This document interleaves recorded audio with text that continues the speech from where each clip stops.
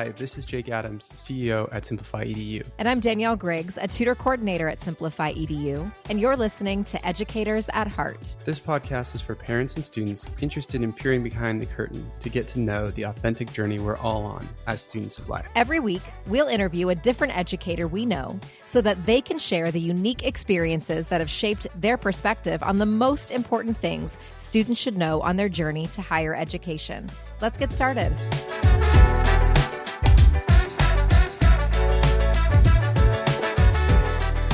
Hey everyone, happy March. I hope everyone survived daylight savings, which, for a lot of people, maybe it's something you barely notice, but for my fellow parents of young children out there, you know that it's a rough time for all. So if that's you, I see you. Anyway, I'm excited for today's episode because I'm joined by my co-host and our CEO, Jake Adams, who also is our resident test prep expert. We're going to tap into a lot of his knowledge as we discuss the road to scoring a 1500 plus on the SAT. So whether you are a few years off from test prep for your student or currently in the throes of it all, this is one you won't want to miss. So let's jump on in. Well, hey, everyone. Today we are here with Jake Adams, and we are going to be focusing on all things test prep. So, of course, we had to have our test prep expert here. So, Jake, thanks for coming on to talk about this today. Thanks so much, Danielle. Really appreciate the opportunity to speak about something I know a lot of people often have questions, particularly for me, about. Right. Yeah, definitely. So I guess just to kind of jump in, can you tell us a little bit, maybe for our audience who doesn't know, like your background with test prep? When did you become interested in it? Tell us about that a little bit. Okay. It's kind of an interesting story because I started tutoring in 2007 and I mainly, worked with like math, science, English, history, Spanish, doing all that. And that was kind of how I got started. But then it just became this case that like all of the clients that I had would eventually, they had been working with me for years. And then eventually they come around and they're like, hey, do you do SAT or ACT? And I'm like, well, I know those subjects and I can be helpful. And it was kind of like just the case that I had a good relationship with the students. So I was able to teach that material. But then that was something that started to become much more frequent as the years went on. And then by 2012, I, just spent more of my time understanding how to do better with prep for these tests. But at first, I was just like, no, I don't think that you need to be doing, so much work in test prep. And that was like kind of my initial stance at first. But then I was like, well, so many people need this. So you should just get better at it and like not have this be your stance of like, oh, like you shouldn't have to take these tests. And it's like, well, no, the reality is you do. So if the reality is that you have to, meet a certain requirement, then it makes the most sense to figure out how do you do that in the most efficient way and find maybe a way to also enjoy it. Absolutely. Yeah. And it's certainly an area that I think just there's a lot of stress around it. And I think for a lot of parents, I mean, they've taken the exam. Either they took it a really long time ago or they didn't take it at all and things have changed so much. So I think it's a lot to navigate. So for today, we're kind of going to be focusing on the road to scoring 1500 plus on the SAT and just getting some really good tips and ideas and kind of encouragement for parents who are either in the throes of this with their kid or who will be soon and are just kind of like, what do we do? Where do we start? So I guess to kind of jump it off, one of the biggest changes, I guess, that maybe has happened more recently is that now the SAT is entirely digital. I mean, when I took it, it wasn't, and now it's we've had this huge change. And so, I mean, I would say pretty much all parents are going to be faced with that as a slight hurdle. How is that different? So I guess what changed there? How does it differ from the paper version? Okay. Well, first and most obvious thing is it's digital and adaptive now. So with the paper-based test, you were typically taking a test that had a set number of questions that were always going to appear essentially in the same form or fashion. And they had a distinct pattern to them in the past. And that there's still some of that pattern that exists within the reading writing section now. It's a little different. But the main piece is that adaptive nature of, if you take the first module and you score well and the test understands that you did pretty well on the easy medium questions, you pass that threshold to pass into the harder adaptive module, then it's going to pass you to that harder adaptive module. For the easier module, you don't want to be routed there, because it's essentially saying, okay, we don't think you know enough of the easy medium questions, so we're actually going to test your knowledge further on the easy medium questions, see how well you do there, and essentially you hit a score ceiling. So if you don't pass to the harder module and you get routed to the easier module, whether it's for the math or the reading writing section, then you are essentially going to probably not be able to break the 600 score, depending on the test, because sometimes the curves are different. But in general, what I've seen is you can't break out of the 600, or break into the 600s is what I mean to say, if you are scoring less than you need to get into that harder adaptive module. Yeah. I can imagine that would be a little intimidating to kind of feel like there's a way you have to approach that. And I guess there always was, but just it sounds like a pretty big change to what it was before. So I guess to talk about these college entrance exams, for ACT, SAT, I guess in general, do they still hold the same weight today in college admissions, or has that changed? Like, are we looking at more than just that exam? That's kind of a hard question to answer because it's evolving right now. It was the case that, for the vast majority of colleges, scores, submitting them was optional. And that was, sort of a accommodation for everything that we went through with the pandemic, and the difficulty in whether those tests were available, and then a consideration of whether it was a meaningful indicator of college readiness. Looking back, universities are realizing that, okay, actually, there's a strong correlation between these scores and college readiness and their ability to succeed at the university. So they have reinstituted the college standardized tests, the ACT and SAT, as requirements for admission at a lot of the more competitive colleges, and that's still the case, for a lot of less competitive colleges. And we're seeing the trend be that more colleges are reinstituting that requirement because it is more available. And then with changes to the SAT, in particular, we see that the test is becoming much more approachable, and also a shorter exam. So really, it's less of an arduous requirement than it used to be. Interesting. So we're still kind of seeing, those two exams. We get the SAT, we get the ACT.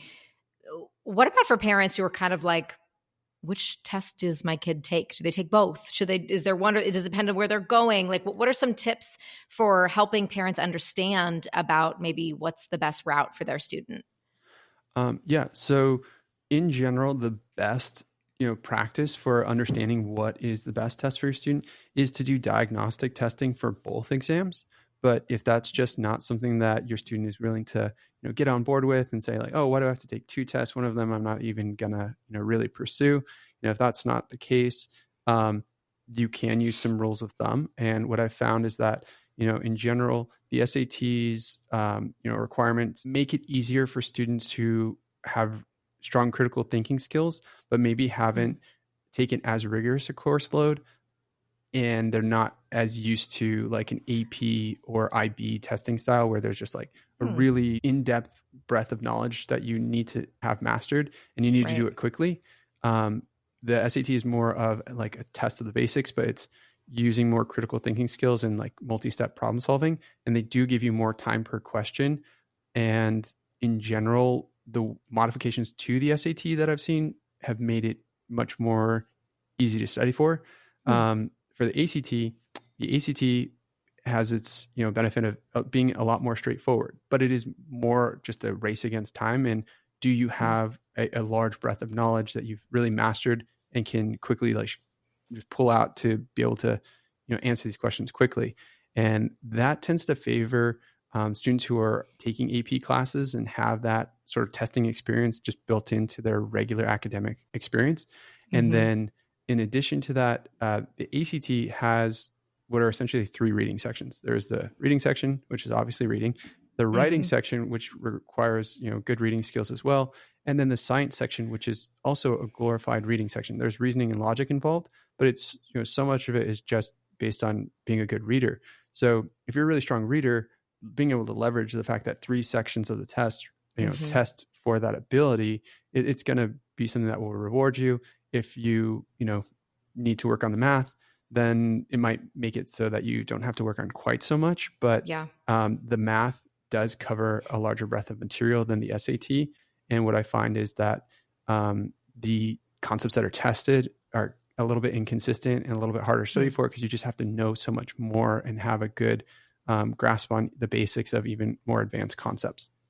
Wow. So that's a lot to consider and figure out. The simple answer is take both, look at a very detailed diagnostic, see where your scores are, see what the feeling was like taking the test, and then really just sit with that information and say, like, where do I want to invest my time? And you have data to make that decision. So that's where the diagnostic testing is really important, and I think will make the process much easier to decide. Yeah, I can see that, kind of getting some concrete evidence to look at and be like, okay, let's pick our path. So let's talk timeline a little bit. I think that's probably a question that I know I even get, for students who are having maybe some academic tutoring and are wanting to kind of gear up, like, when do we do this? When is a good time to start preparing? So I guess, when should students take these exams? How much preparation time is recommended? Like tell us about what you feel like that ideal prep time is for students.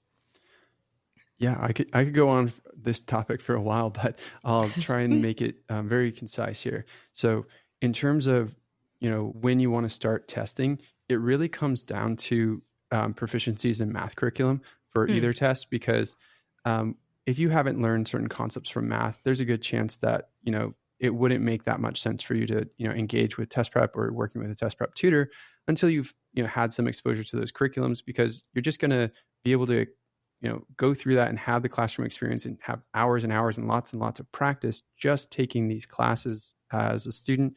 So for the SAT, what I typically will say is, like, if a student has passed out of the Algebra 2 curriculum and done well with it, and, starting in on the pre-calc curriculums, they're in a really good place, actually. Students who are taking pre-calc and want to take the SAT, it's a great place to be, because you've already completed the Algebra 2 curriculum and you're doing a re-review in the fall. So you're getting that information twice, and that's some of the most heavily tested information on the test. So it comes down to that for the SAT. For the ACT, they do test through some of the more advanced concepts within pre-calculus. So maybe waiting a little bit longer, to take that can be helpful for the ACT. The reading writing skills, those are skills that take so long to develop, and you've been developing for a really long time already. So it doesn't necessarily make the most sense to spend more time learning those skills. Sometimes you don't have the time, but in other cases, like, you can get started earlier, because essentially what it's going to be like is you're going to learn techniques that will help you to leverage the skills that you do have, and you make the most use of them and get the most points based on the skills that you already have. And I would say that the reading writing scores tend to be harder scores to move. So getting started with that process earlier is usually better. But getting back to your question, what I find is, for most students, getting started in either the 10th or 11th grade is a good time to do it, because you've usually gotten to the curriculums that you need to. And at this point, you're also giving yourself enough time to take the test and make it, to your goal score, whatever that might be. And you aren't running into this problem of trying to do that at the same time as preparing for, college admissions, writing your essays, trying to do programs or other things that are going to be meaningful to your college application. And then as far as test dates, the actual test dates that I find are the best, and I, highly recommend, are the March test date in the spring, which so many students who are, like, maybe this episode will make its way out by then, but the March test date is coming up right now. And so that's like a test that we're, preparing a lot for right now. And then the May and June test dates for our AP students and students in advanced placement courses tend to be, test dates where we're more focused on those GPA building tests. So we're actually taking a break from SAT most of the time. And then the, big opportunity, especially this year in particular, because the SAT has just released a September test date that they've never offered before. And so now students can take the August test and the September test back to back. And so many students that are ready, that we work with will usually prepare for the August test because you have that big chunk of summer to prepare. Right. But with the addition of the September test date, now you can just add another 4 weeks and you're able to take a second test without, having to like take a break. And those two test dates together can usually, yield really great results for a student in terms of like what they are going to be able to submit to colleges and the ability to super score using the best scores from either of those test sittings. And the October test is great as well, just because you end up, finding like you're not too involved in school yet. I mean, you still obviously are going to school at that point. But if you, back out from the test date and you study, leading up to the October test, a lot of your studying is going to be done at a period of time where you're not dealing with too many demands on your time academically. Right. November, December test dates, I find are just like, that's a last ditch effort in some cases, or if you just have a very like light, schedule at that point in time. But for more of our students, those, test dates are competing for the time that you would spend on final projects or doing, things that are going to, kind of round out the grading period. And you're trying to get that semester grade at that point in time. So studying for the SAT is an added, layer of difficulty to that already difficult period of time. Yeah. So I guess in terms of amount of time to put into this, I mean, I know we've had some families who have come to us kind of looking for just a quick 2-week cram session, or some who are wanting longer. Like what would you kind of say is like that ideal window for prep before you say you have your test date set? Like how soon should you start? What's maybe cutting it a little too close? Okay, let's take cram session out of our vocabulary because that's something that stresses everyone out. Right. And I would say like at a very minimum 4 weeks before a test. That's like cutting it as close as you want to cut because, and that's usually for students who are already scoring highly. So you would probably, in most cases, to make substantial score improvements, look at starting, somewhere between 8 and 12 weeks. If you have the 12-week period, that can create a little bit more of a relaxed schedule for you. And there's room for obstacles or things that might arise that might interrupt or disrupt tutoring. And it's, the case that life happens. So having more time than not is usually a good thing. But the more important thing is also to actually, not be prepping forever and, say, okay, I'm going to dedicate this 8 or 12 weeks to intensive study, and I'm going to actually study straight in, right up into the test. The Thursday, the Friday night, obviously you want to take a break from studying that night before the test, sort of like an athlete would. Right. Not like pulling an all-nighter, Yeah, you don't want to pull an all-nighter. Obviously, it's not recommended. No, not recommended. And, you probably the Thursday before the test, that's when you really stop studying. And you say, okay, I'm completely done. That Friday, take a load off, really relax. And then, you take the test and give it your best. But yeah, I'd say somewhere between 8 and 12 weeks is a really good period of time to be able to give yourself that space to make solid improvement. Okay. Yeah. So what would you say sets the very highest scoring test takers apart from the rest of the students? Like what maybe draws that line there? It really comes down to systematic approaches and just a mastery of the material. So like just being able to have mastered a certain concept and you no longer miss it. And whether you're doing this through tutoring or through self-study, it ends up, the end product is the same in terms of like what I've seen from students who are doing really well on the test. There's like an elaborate study ritual, if you will, or there's a process that everyone is working. And what it comes down to is like saying, okay, I took my practice test. I wrote out everything that I actually, missed and need to study. And I have a full knowledge of what am I missing? What do I need more of? And then systematically sort of attacking that work of, going through the concepts one at a time and practicing more of those questions until you master that and you know what it looks like. Because the rest of students who kind of are in the middle of the score curve and getting stuck there, what happens is they just kind of see that and they're like, oh, I keep missing that question, but I get it sometimes, right? That's the worst part is like they're like, I get it sometimes, so they don't realize the the weight of missing it sometimes, because you want to naturally be like, oh, I get it sometimes, I get it. But the reality is, if you don't get it 90% of the time or more, then you're going to keep missing those points, and it's going to pop up in a bunch of different ways from test to test, and that's where you kind of stall out in your score improvements. And actually, just to give you a little bit of a story behind how I helped a student just this week who was asking me about it. So she said, okay, for those concepts that I know I don't know, I just keep doing them. I keep doing them, and like then I understand it. But then there's questions that I get some of the times I don't spend as much time there. And I was like, wait, stop. That method of dealing with the problems that you're having the hardest time with and really struggling with, you need to apply that to everything. You need to go to those questions that you're getting right some of the time and make sure that you're getting them right 90+% of the time. And what that can look like is, okay, we know we have a problem in a certain area. We're going to do 10 questions. And we're going to see if we get 9 right. I got 7 right. Okay, do another 10. Oh, I got 8 right. Okay, do another 10. I got 9 right. That's great. Now do it again. Do it again. You get 8 right. Okay, try it again.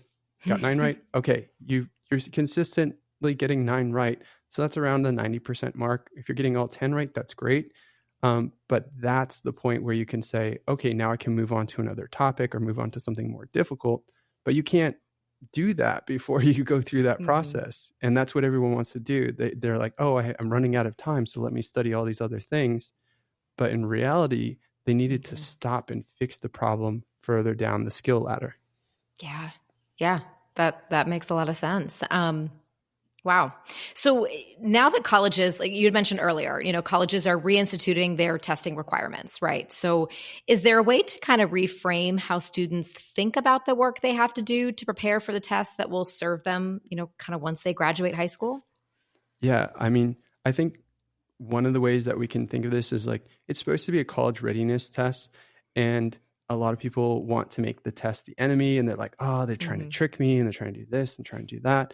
And it's like, okay, well, the reality is when you're in college, you don't necessarily get to pick all the things that you have to study. There's GEs. And if you're someone who's, oh, I'm only going to do math and science, and you're going to a liberal arts college and they have these English requirements, and now you're learning about humanities, there's all this material that you didn't necessarily want to learn, but you still have to learn it, right? That's part of your education, part of your process.